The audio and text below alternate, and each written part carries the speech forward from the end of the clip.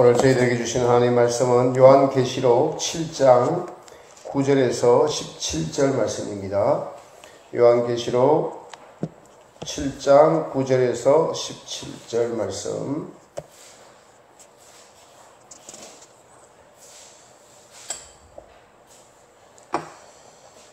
제가 봉독해 올리겠습니다. 이 일 후에 내가 보니 각 나라와 족속과 백성과 방언에서 아무라도 능히 셀 수 없는 큰 무리가 흰옷을 입고 손에 종려가지를 들고 보좌 앞과 어린 양 앞에 서서 큰 소리로 외쳐 가로되 구원하심이 보좌에 앉으신 우리 하나님과 어린 양에게 있도다 하니 모든 천사가 보좌와 장로들과 내 생물의 주위에 섰다가 보좌 앞에 엎드려 얼굴을 대고 하나님께 경배하여 가로되 아멘. 찬송과 영광과 지혜와 감사와 존귀와 능력과 힘이 우리 하나님께 세세토록 있을지로다. 아멘 하더라.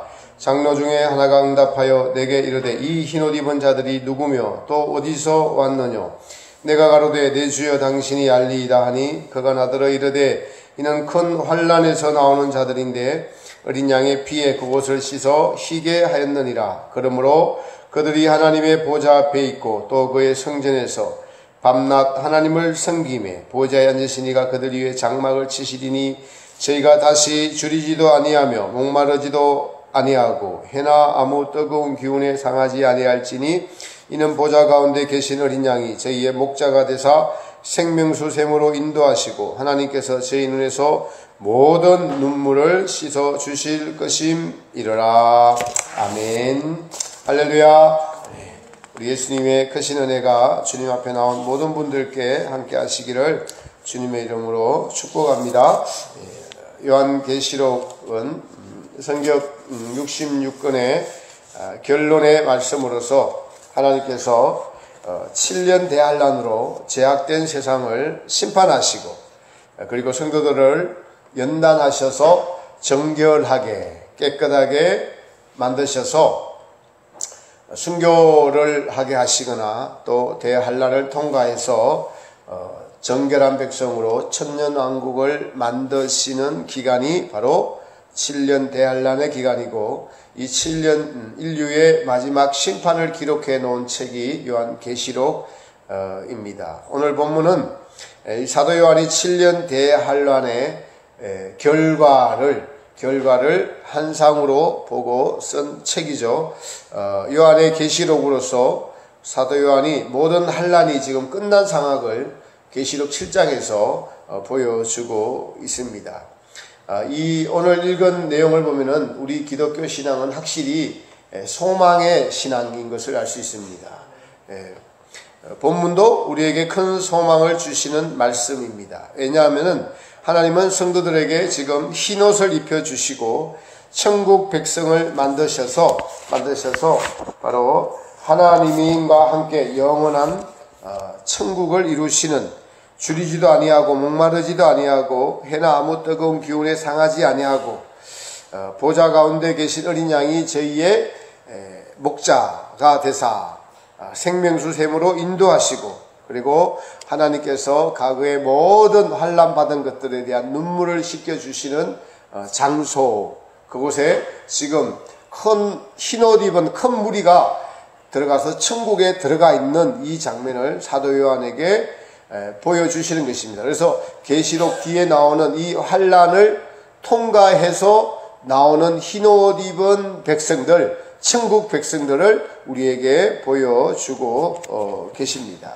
그래서 이 모든 것을 이루기 위해서 성도들은 주님이 입혀주시는 흰옷을 입어야 된다는 것을 알 수가 있습니다. 그리고 또 하나는 환난을 통과하고 난 이후에 흰옷을 입는다는 것을 알 수가 있고 이 구원은 하나님과 어린 양에게서 나온다는 사실을 알려주고 있습니다. 여러분, 우리가 살아가면서 제일 중요시해야 될 것이 구원입니다. 사도 바울이 항상 기뻐하라, 쉬지 말고 기도하라, 범사에 감사하라 라고 했을 때 항상 기뻐할 수 있는 이유는, 우리가 항상 기뻐할 수 있는 유일한 이유는 구원 때문에 항상 기뻐할 수 있는 것입니다. 우리가 오늘 하루가 지나가고 또 우리에게는 나중에 죽음이 다가오고 믿음의 결국은 영혼의 구원이기 때문에 우리는 그 구원을 바라볼 때 현실의 어려움이 있거나 괴로움이 있거나 또 육체적인 질고가 있고 경제적인 어려움이 있거나 아픈 사람과 헤어짐이 있더라도 우리의 결국은 소망에 이르는 것이기 때문에 사도 바울은 항상 기뻐해야 된다라고 우리에게 말씀하고 있는 것입니다. 그래서 그만큼 구원의 기쁨, 구원의 결국은 모든 것을 뛰어넘을 수 있는 우리의 가치관을 주님께 두게 하고 결국에는 우리의 모든 것은 해피엔딩이 된다는 것을 알려주고 있는 것입니다. 그 구원을 이루시기 위해서 하나님과 어린 양이신 예수님이 우리에게 어떤 행동을 하셨는가 이것을 기억하고 생각하고 묵상하는 것, 이것이 우리가 현재의 삶들을, 고단한 삶을 이겨낼 수 있는 동력이 되는 것이죠. 하나님께서는 바로 자기 아들을 우리를 위해서 내어주셨습니다. 하나님이 세상을 이처럼 사랑하사 독생자를 주셨으니 이는 저를 믿는 자마다 멸망치 않고 영생을 얻게 하려 하심이라라고 요한복음 3장 16절에 기록하고 있습니다. 사랑하는 성도 여러분, 그렇습니다. 우리는 아직 어둠에 머물러 있어서 이 구원을 가볍게 여기거나 또는 등한히 여기거나 또는 당연하다고 여길 때가 있습니다. 그러나 그것은 우리의 신앙이 어디서 이루어졌고 어떻게 이루어졌는지를 잘 알지 못해서 그렇습니다. 이 구원을 기이 여기는 자, 중요하게 여기는 자가 하나님을 바로 아는 자들입니다. 바로 지혜 있는 자들입니다. 그래서 고린도서 1장 30절에 십자가의 도가 하나님의 지혜요, 하나님의 능력이다라고 말씀하고 있는 것입니다. 구원이 어디서 어떻게 이루어졌는가?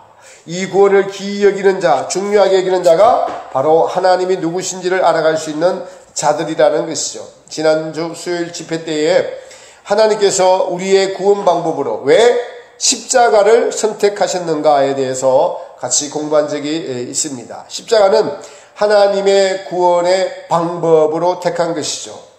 하나님의 일하시는 방법을 공의라고 해요, 여러분. 하나님의 일하시는 방법을 공의라고 합니다. 하나님의 공의는 하나님의 본질인 사랑과 그분의 성품인 거룩을 만족시키면서 일하셔야 돼요.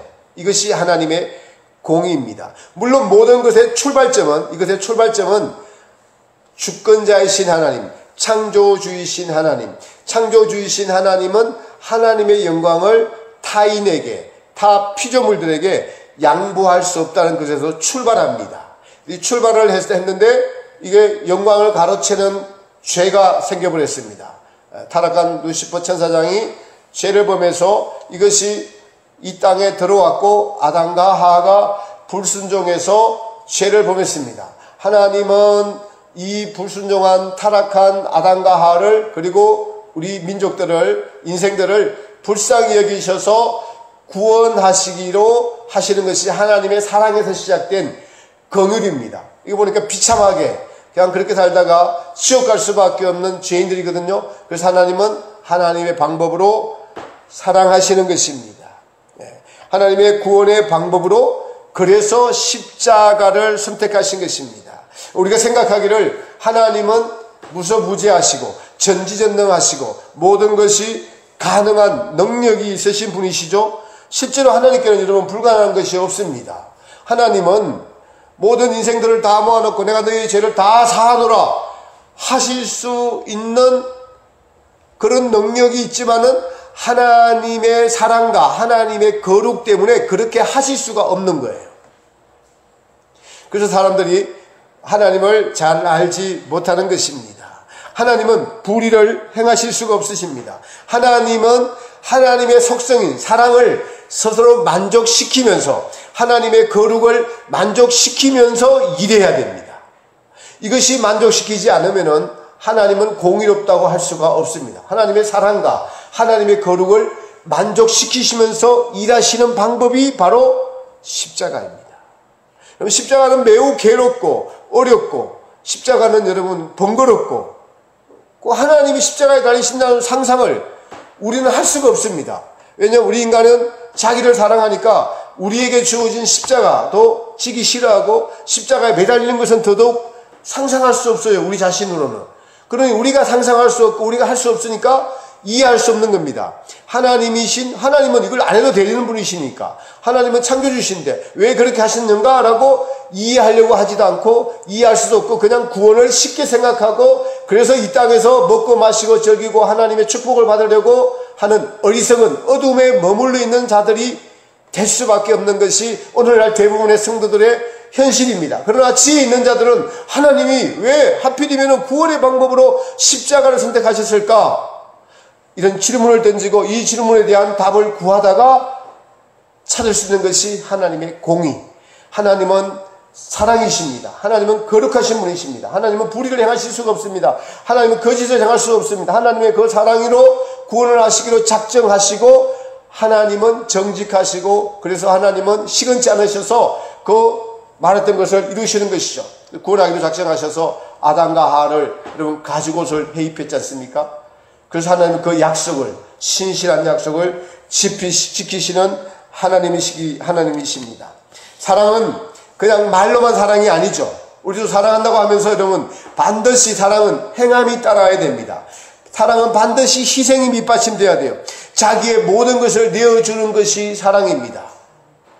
하나님은 사랑이시라. 요한 1세. 그리고 하나님은 이 사랑을 증명하기 위해서, 나타내기 위해서 자기 아들을, 자기를 사실은 내어주는 사랑을 선택하시고 실천하셔서 이것으로 말미암아 구원을 이루셔야 하기로 작정하시고 그것을 이루어 가시는 것입니다. 그래서 그 사랑이, 그 은혜가 우리를 구원하시려고 십자가를 선택하시고 이 땅에 내려오시고 그것을 이루셨죠. 오늘 본문은 천국에 들어간 모든 성도들이 하나님의 존전 앞에서 어떻게 구원을 이루신 하나님과 어린 양을 찬양하고 높여드리는 장면입니다. 바로 흰옷을 입고 손에 종려가지를 들고 보좌 앞에 나와 어린 양 앞에 서서 큰 소리로 외쳐가로되 구원하심이 보좌에 앉으신 우리 하나님과 어린 양에게 있도다. 첫 번째 찬양하는 내용이 우리의 구원이 오직 하나님, 오직 그분의 아들 예수 그리스도의 어린 양 되심, 속죄주 되심, 우리를 위해 피 흘리심, 이것이 우리를 구원하신 것이므로 우리는 이것을 찬양할 수밖에 없습니다. 그것도 큰 소리로 찬양한다라고 말씀하고 있습니다. 여러분, 우리에게는 구원보다 더 큰 일이 세상에 어디에 있습니까? 이렇게 구원을 이루신 하나님과 어린 양을 찬양하는 것이 마땅한 것이죠. 어떻게 노래하죠? 큰 소리로 외쳐가로되, 감사의 정도를 크게 표하는 것입니다. 모든 마음을 다해서 그 구원을 노래하는 것을 알 수가 있습니다. 제가 산에 정상에 올라가서 통일봉에서 가끔 찬양을 부릅니다. 부르는데 주로 부르는 찬양이 제가 작사 작곡한 찬양이에요. 제가 작사 작곡해서 부릅니다. 가사만 이야기하자면은 모든 영광 하나님께, 모든 구원 하나님께, 모든 감사 하나님께, 모든 존귀 하나님께. 그래서 모든 영광 찬양 존귀 감사 오직 하나님께 계속 반복해서 이 찬양을 부르는데요. 한 20분 30분 부르면은 엄청 은혜됩니다. 특별히 이렇게 비 오는 날 아무도 없는데 안개가 까뜩 껴서 앞에 한 10m 20m 밖에 안 보일 때 그 정상에 서서 이 찬양 부르면은 하나님과 독대하고 있는 듯한 그런 느낌을 가지고 찬양을 부르게 되고, 그때는 사람이 주변에 아무도 없기 때문에 목청껏 힘있게 크게 부르게 됩니다. 그럴 때 하나님이 들어주시는 음성도 있고 제게 말씀하시는 것도 있고, 그래서 그 구원받기에 합당하신 하나님을 찬양할 때 하나님이 얼마나 기뻐하시는지 그 은혜를 제가 말로 다 할 수가 없습니다.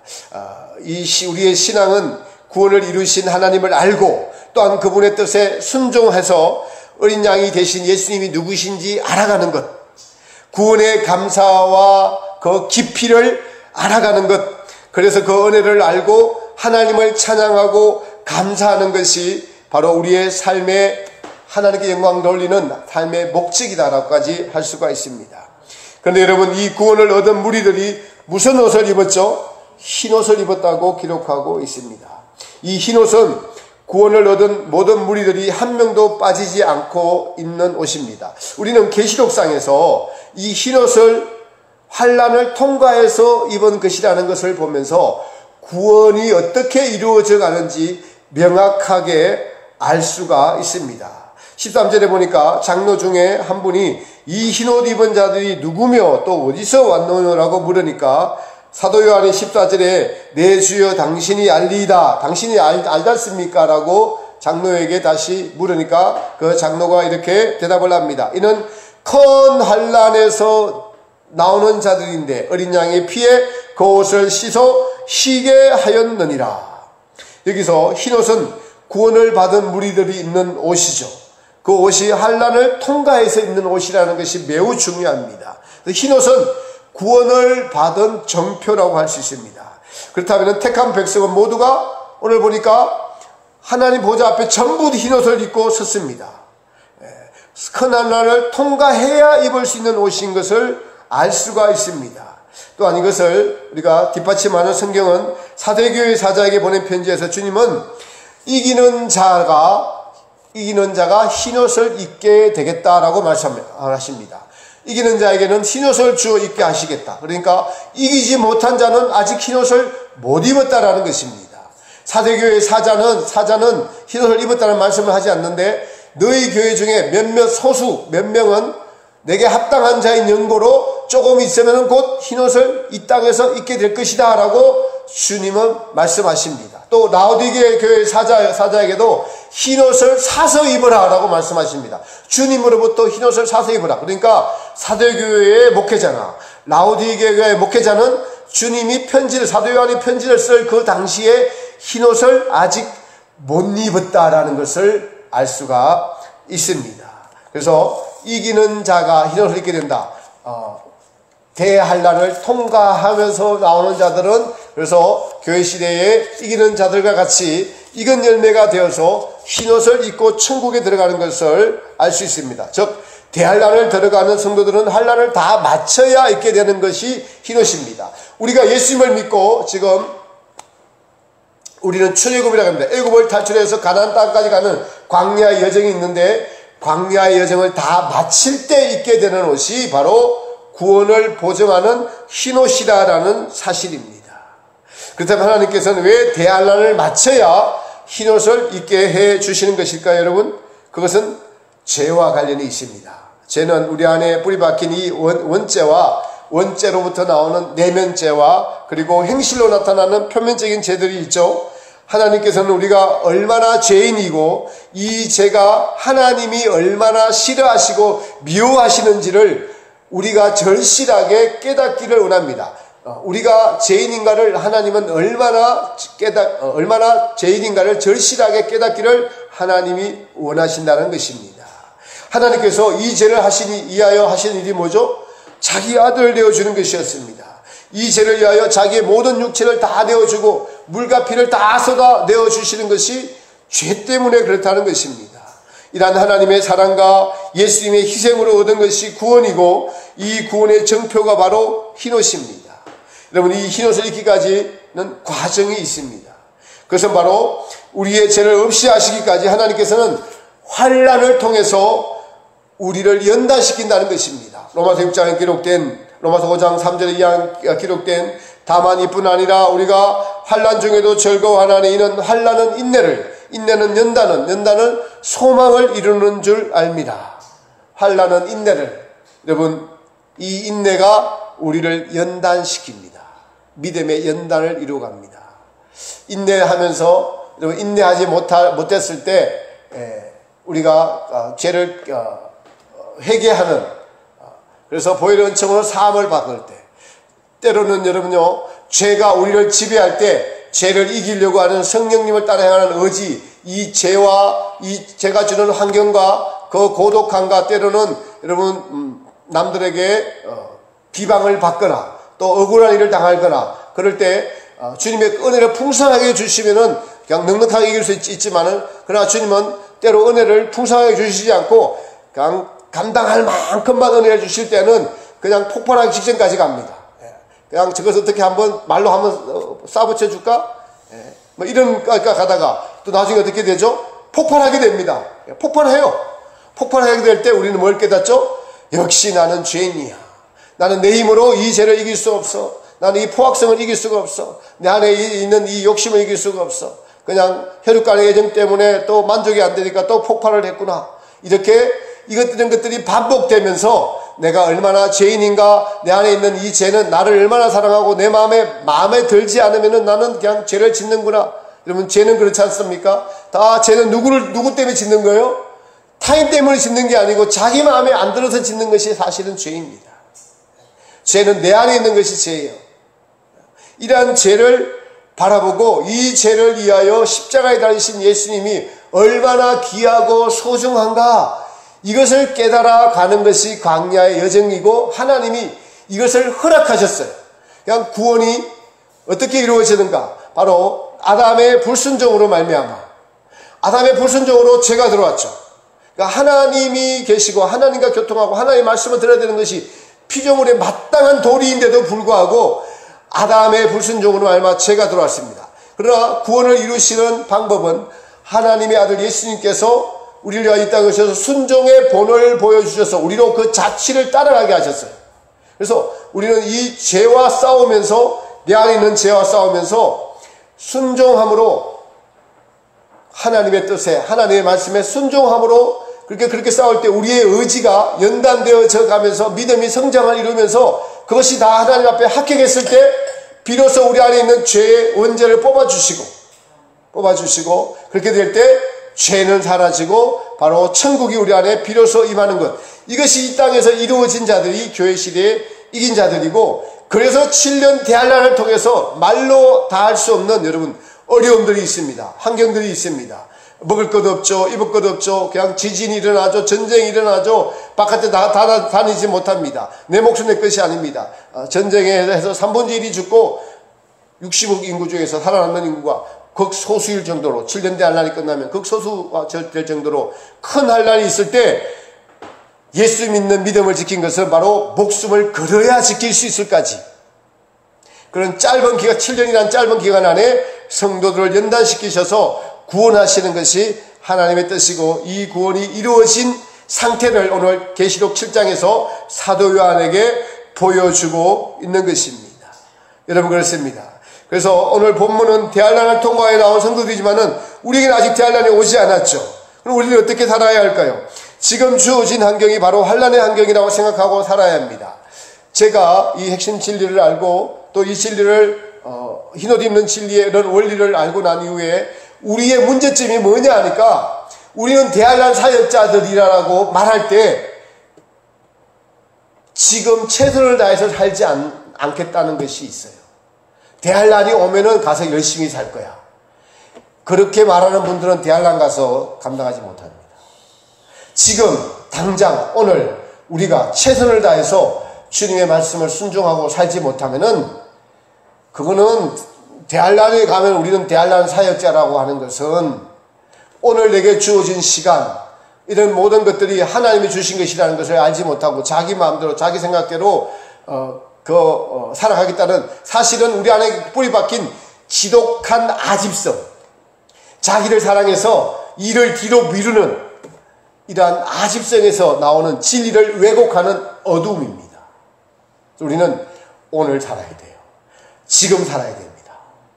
오늘 주어진 환경에서 최선을 다해서 회개하고 순종하고 적시 순종하고. 그래서 제가 여러분 만나는 정말 기도하는 분들은, 뛰어난 분들은 무슨 하나님의 명령이 떨어지면 적각 순종하는 분들이더라고요.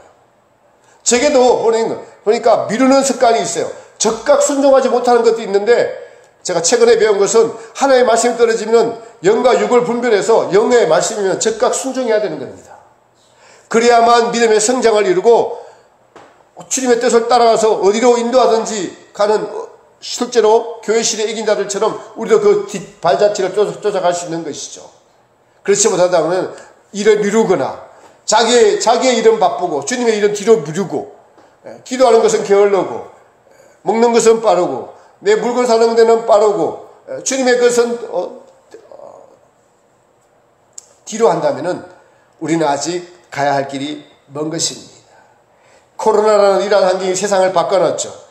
전염병의 무서움을 알게 됐고 경제가 위축이 되었습니다.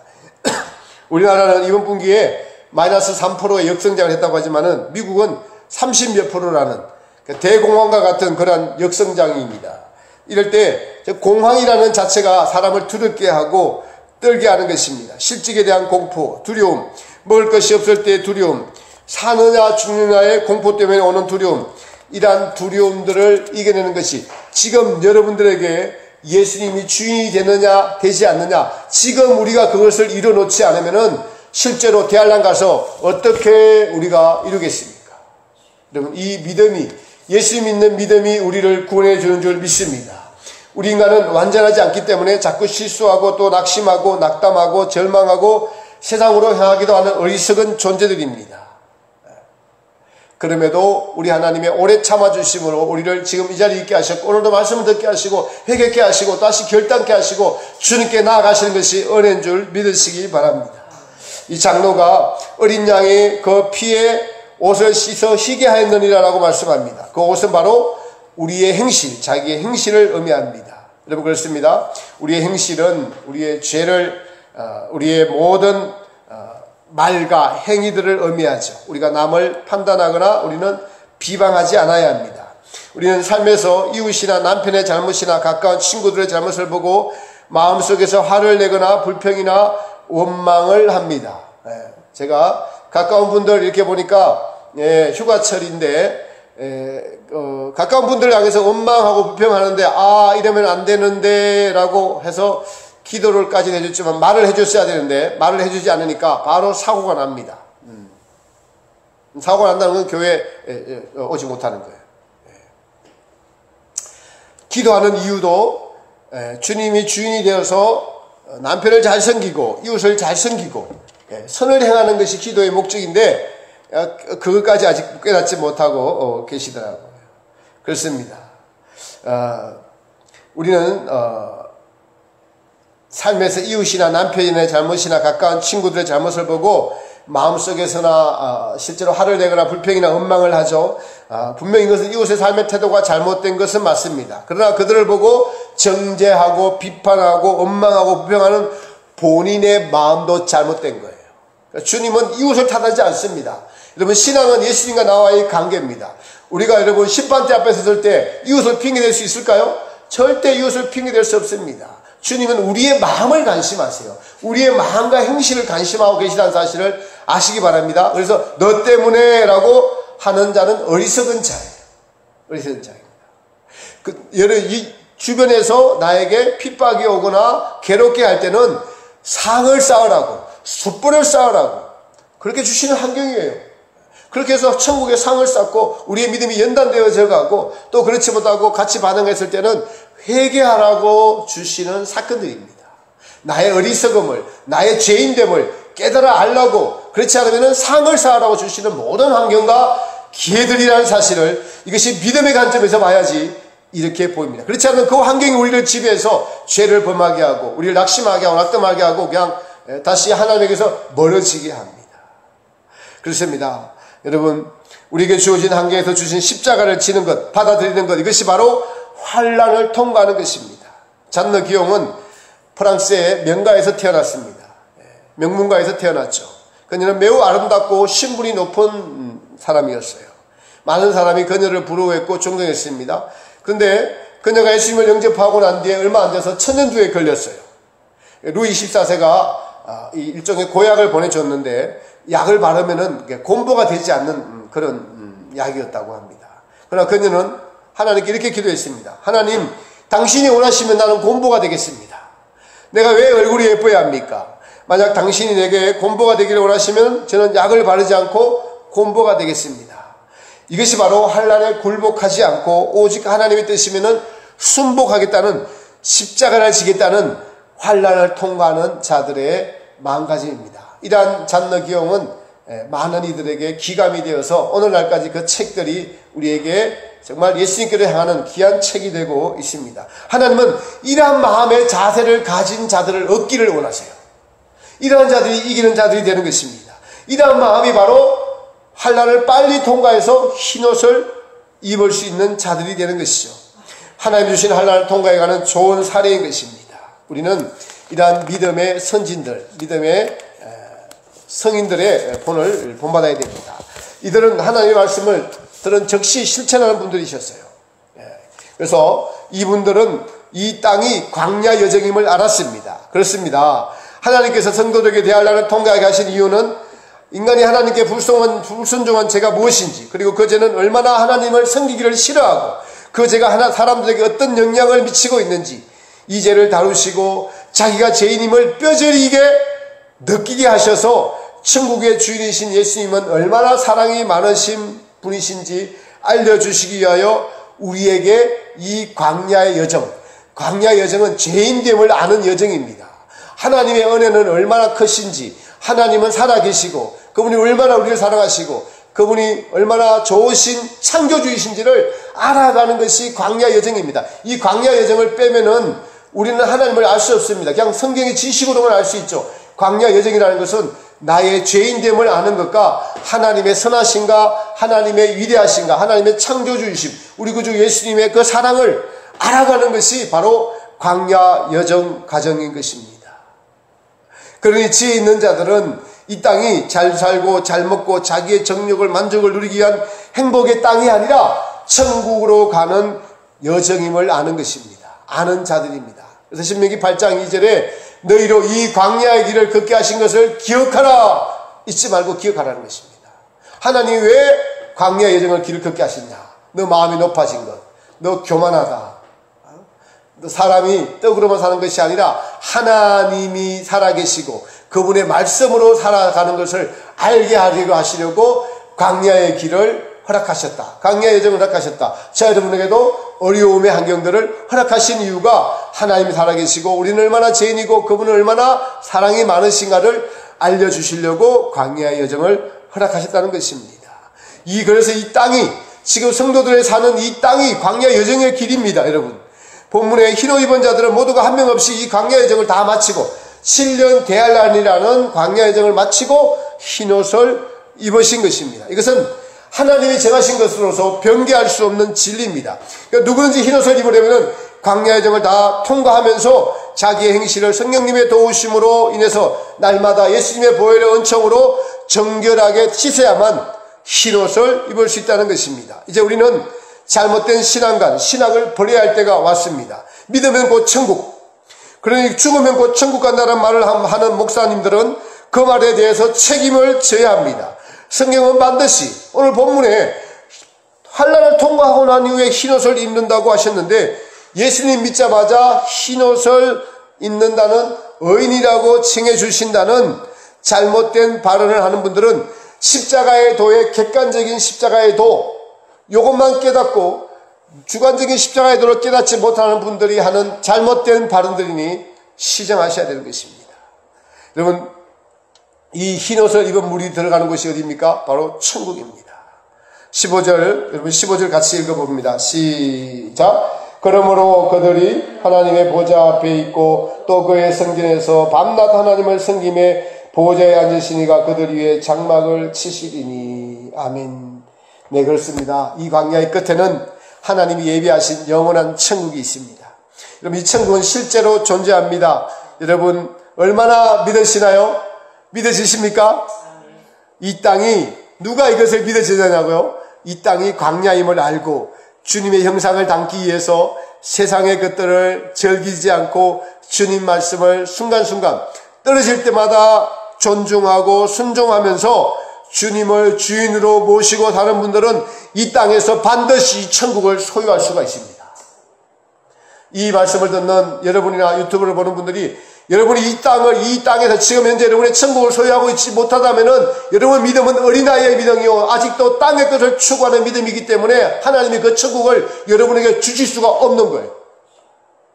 그러나 하나님이 실제하시고 그 천국이 실제한다는 것을 믿고 예수님을 주인으로 모시고 살면서 연단 과정을 통과해 가다 보면은 어느 순간에 천국이 우리에게 임하게 되고 예수님이 나의 주인이 되고 예수님의 형상을 닮아가는 것이 나의 삶의 목적이 되는 분들은 천국이 실제로 우리가 죽어서 가는 천국이 내 안에서 이루어져 가고 있다는 것이 믿어지게 되는 실제가 됩니다.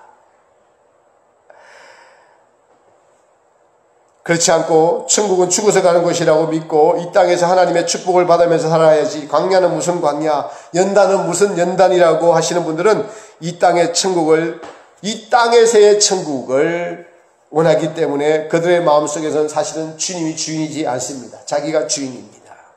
성경은 한 마음에 두 주인을 섬길 수 없다라고 말씀하고 계십니다. 바야흐로 지금 세계는 질병으로, 코로나로, 자연재해로 종말을 치닫고 있습니다. 우리는 눈을 들어서 이러한 현상들을 보고 이제 주님 맞을 준비를 해야 됩니다. 그것은 다른 것이 아니라 지금 현재 즉시 예수님을 항상 주인으로 모시고 사는 거예요. 그래서 제가 십자가교회에 예수님을 할 수만 있으면 더 자주 생각하라, 할 수만 있으면 더 자주 생각하라. 그것은 예수님을 계속 생각하라는 말씀입니다. 계속 잊지 말고, 설교를 들을 때 다른 생각을 하지 마시고요, 예수님 생각하는 것은 제가 용납한다고 말씀드렸습니다. 제 설교 안 들어와도 예수님을 생각하십시오. 찬양하더라도 예수님을 생각하시고, 이웃과 대화하다가도 예수님을 생각하시고, 전화하다가도 예수님을 생각하시고, TV 보다가도 예수님 생각하시면 TV 끊고 다시 성경 보고 예수님을 생각하고, 그래서 예수님으로부터 오는 기쁨, 즐거움, 그분이 나의 주인 되심, 이것들이 자꾸 체험되어질 때 우리에게 천국은 실제하고 하나님은 존재하시고 예수님이 나를 얼마나 사랑하시는지를 믿겨지게 되고, 그렇게 세월을, 시간을 보내는 분들과 그냥 주일날 와서 예배만 드리고 가는 분들은 나중에 반드시 차이가 있고, 여러분 심판대에서 엄청난 차이가 있습니다. 저에게는 마지막 때 사명을 감당하라고 성경의 핵심 진리를 주셨고, 지금 어떤 시기를 알려주시면서 하나님의 나라는 익은 열매를 추수하시는 곡간이라고 알려주셔서 바른 진리를 체계적으로 정확하게 알려주셨습니다. 이 진리를 살아내는 것, 이 진리를 살아내는 것, 주님의 은혜를 고대하면서 이 진리대로, 말씀대로 순종하면서 살아내는 것이 우리의 할 일입니다. 그리고 이 진리를 바르고 정확하게 이제는 두려워하지 않고 전하는 것이 우리의 사명인 줄 믿습니다. 하나님의 은혜로 66자까지 진행되어 온 진리의 사경회가 67자에 이르러서 중단될 뻔한 위기가 있었으나 다시 내일부터 전하게 되었습니다. 여러분, 이 진리의 말씀대로, 예언대로 지금 다 이루어져 가고 있습니다. 하나님이 살아계시니까 이 진리의 말씀대로 이루어져 가는 것입니다. 우리가 해야 할 일은 진리의 말씀이 먼저 내게서 이루어지고, 그렇게 됨으로써 빛과 소금의 역할을 감당하며 하나님을 기뻐하며 하나님께 만족하며 하나님께 영광 돌리는 것이 우리의 삶의 목표요, 목적인 것입니다. 비록 삶이 어렵고 힘들고 경제적으로 육체적으로 어려울지라도 우리의 신앙은 여러분요, 멈추지 않아야 할 줄 믿습니다. 저 태양이 오늘도 하나님의 뜻을 이루기 위하여 존재하고 떠 있는 것처럼 우리도 하나님의 뜻이, 하나님의 뜻만이 내 안에서 이루어지는 것들을 주님의 은혜로 깨달아 익은 열매가 되기 위한 우리 안에 정직, 진실, 깨끗, 순수, 이러한 것들을 지키고, 이러한 것을 가지고 이것을 바탕으로 여러분 이 험한 세상을 살아내셔서 진리대로 살아내시는, 환난을 통과해가는 저와 여러분들 되시기를 바랍니다. 이 말씀이 사실이 되는 날이 반드시 올 것이고, 그것을 믿으며 제가 말씀드린 천국이 실제로 우리가 죽어서 가는 천국이 존재할 뿐만 아니라 그 천국이 우리 안에서 이루어지는 것은 주님의 말씀을 순종하면서 정직하고 진실하게 따라갈 때 반드시 성경의 모든 말씀들이 우리 안에서 사실이 되어야 된다는 사실이 믿어질 때 우리의 신앙은 더 확고하고 흔들리지 않고 주님을 높이고 주님을 찬양하며, 흰옷 입은 무리들이 천국에 가서 모든 보좌에 계신 어린 양과 하나님께 구원의 근거가 있습니다라고 높이 찬양한 것들을 이 땅에서도 진실되게 정직하게 큰 소리로 외쳐 부르며 구원을 노래할 수 있는 그런 신앙에 이르는, 그래서 하나님이 기뻐하시는 내가 너로 말미암아 기뻐하노라, 이러한 신앙인들이 되는 그런 은혜가 우리 모두에게 있기를 예수님의 이름으로 부탁을 드립니다.